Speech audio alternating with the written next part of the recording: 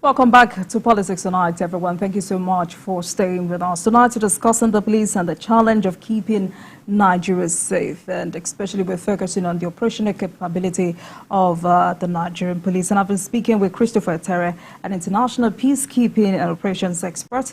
He's also former Commissioner of Police Central Criminal Registry, FCID, Alabon. Thank you so much, Mr. Atere, for staying with us. Now, before we go back to the issue of welfare, I mean, this is a big issue. Let's talk about interagency collaboration in tackling insecurity. Why do we sometimes see friction among these agencies? Yeah, because of some what of the things we can do for better collaboration? Yes, I really want to appreciate Mr. President when he met with one of the first things he told the security agencies was that they should not work in silos.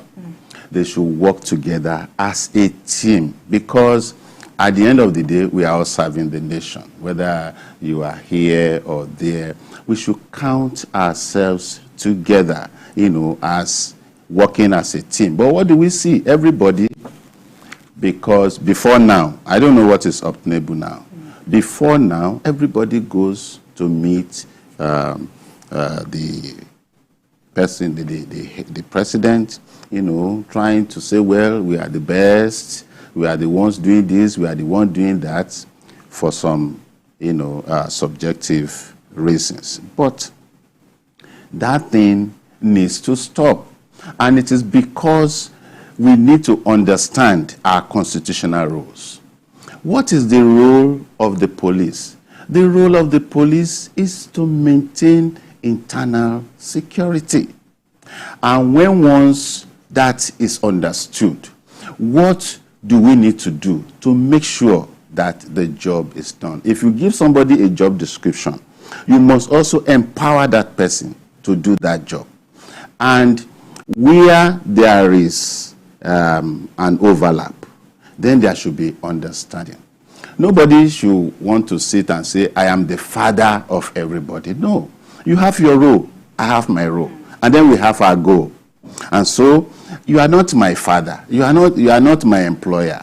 My employer is the federal government. And we are working to make sure that our people are safe, isn't it? And so when we find ourselves together in such a situation, we should know that the thing that is the primary goal and objective of everybody is to make sure that Nigeria is safe for everybody.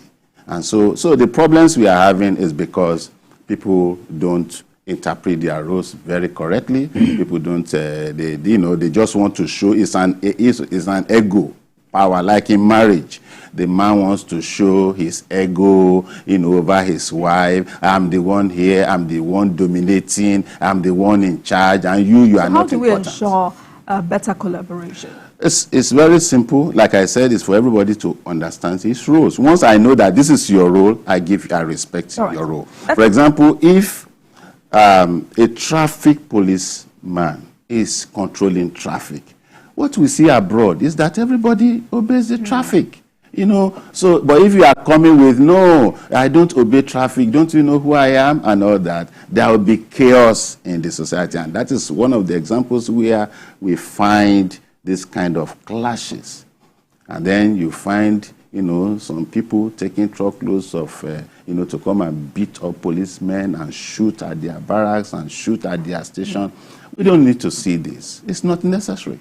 All right, thank you so much. Now let's go back to the issue of welfare. And it's important to state that welfare issues are not limited to salaries. They include affordable and decent housing, healthcare, clothing. The IGP, first let me ask you, what is the monthly take home of a constable? Well, I don't know now because I've When you were in office? When I was there, I didn't even bother to find out because, because it was nothing to write home about. You should have asked me how much did you think it was? Well, maybe around 40,000, 50,000, something like that. So how much was your salary as a commissioner? Well, don't let me tell you here because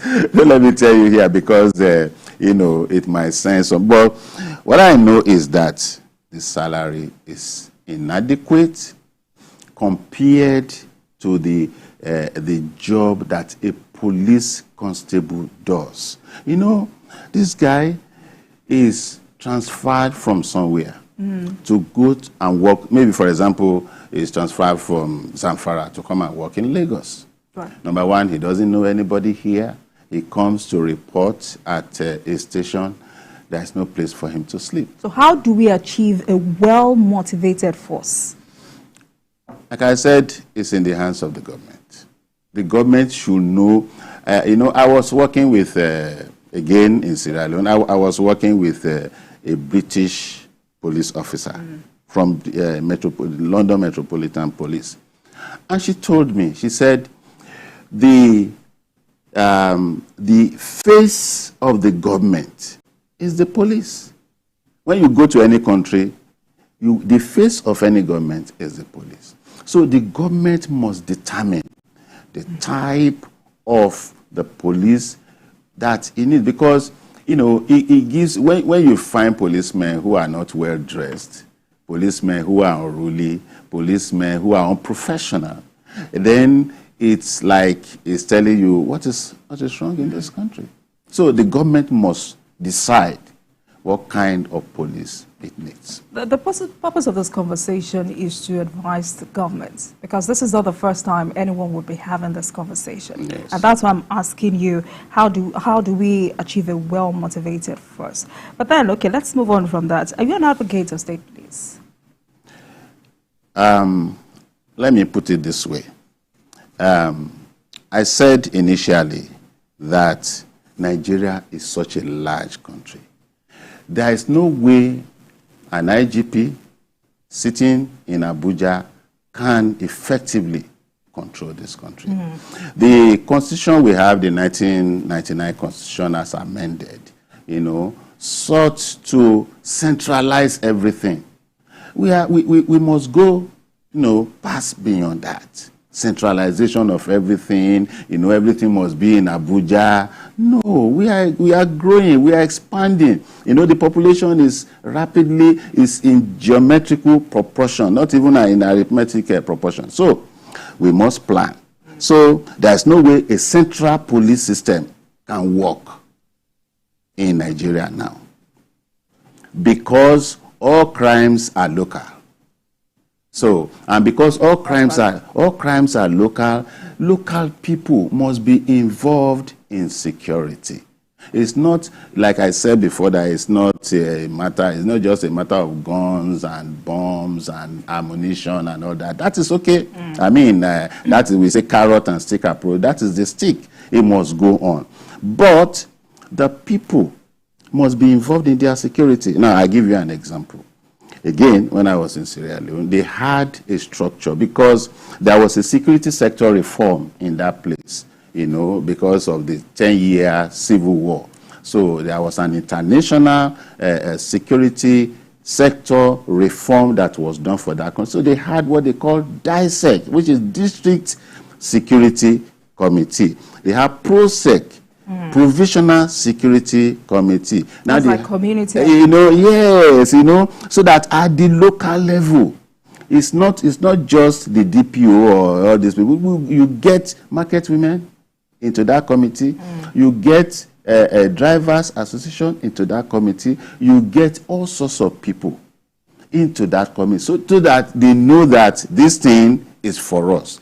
Security of we can even. There's no straitjacket approach. We have to modify whatever approach we are having to suit our purpose.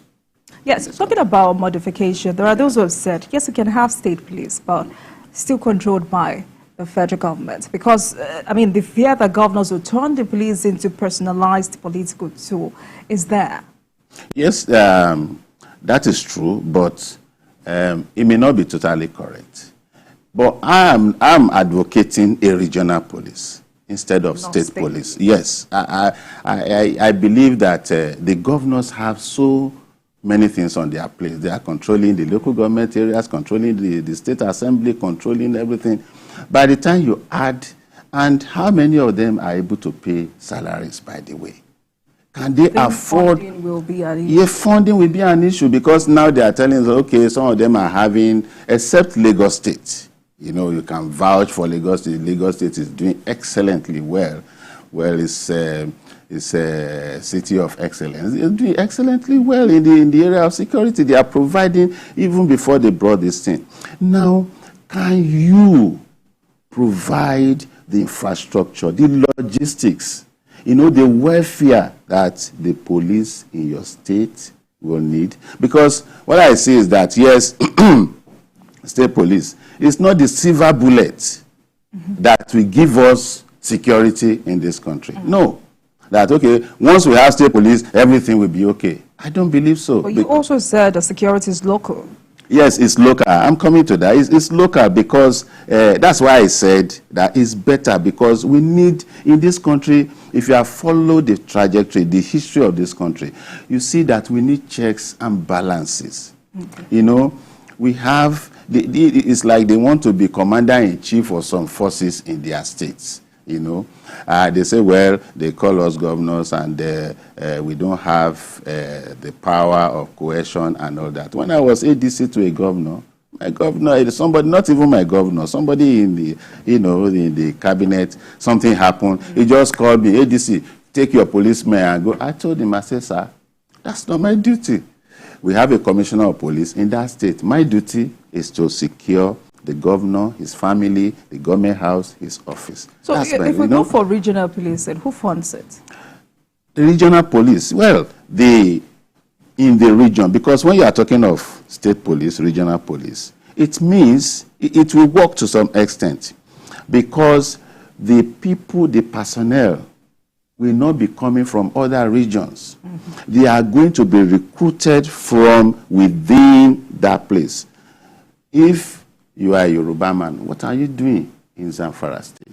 Okay. You don't know the culture, the tradition, you don't know, because all these things matter when it comes to... Pardon me, let's say Southwest Nigeria Police now. Yes. Federal government or the Southwest governors? The Southwest governors will fund it. In fact, when they established Amotekun, that was what they wanted to do on a regional basis, so that if there is a problem in, say for instance, in Ekiti State, and then they don't have enough personnel they could mobilize from.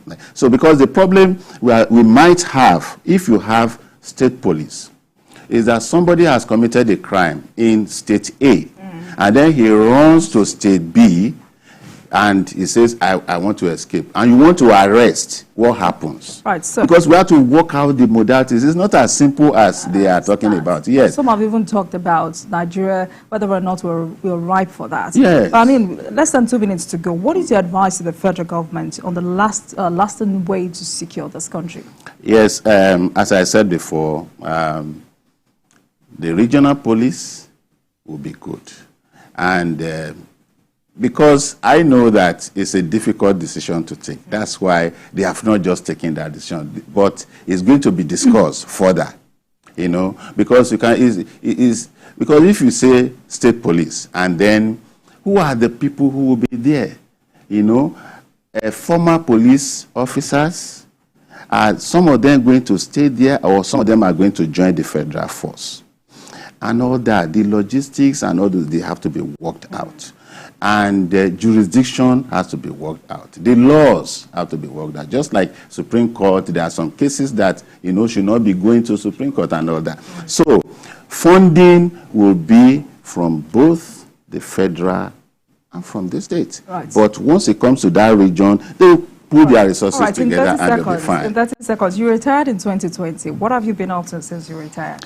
Well, basically, I've been assisting my wife to do her business, and I'll be involved in some church work, you know, basically. All right, thank you so much. And I have my peace of mind. Thank you so much for coming on Politics Tonight. I've been speaking with Christopher Atere, an international peacekeeping and operations expert.